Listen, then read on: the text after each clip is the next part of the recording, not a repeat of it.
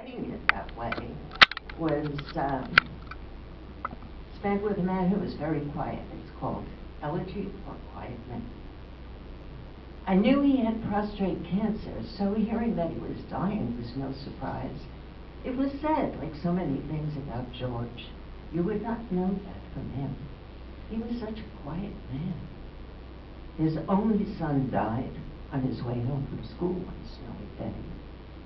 That was after his wife moved out. She left saying, George never did anything, and he was such a quiet man. Feeling bad for him, I went to visit George one day. His dining room was turned into a hospital with one of those big beds that his caretaker cranked up so he could visit with me. But he was such a quiet man. I felt awkward and uncomfortable.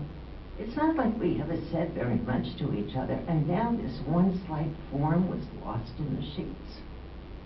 I wanted to bring him some joy, but felt tongue-tied next to him. He was such a quiet man.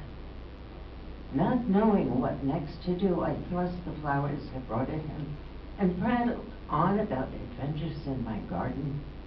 He smiled when I told him about talking to the birds. The hour quickly passed without him saying a thing. He was such a quiet man.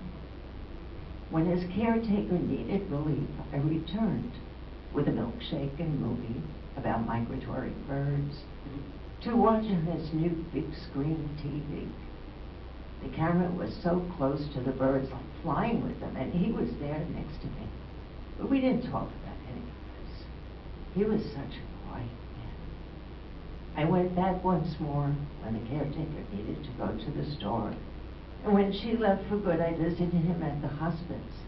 Each time I went, I felt so glad to bring something with me. I felt appreciated. And yes, even loved, even though he was such a quiet man.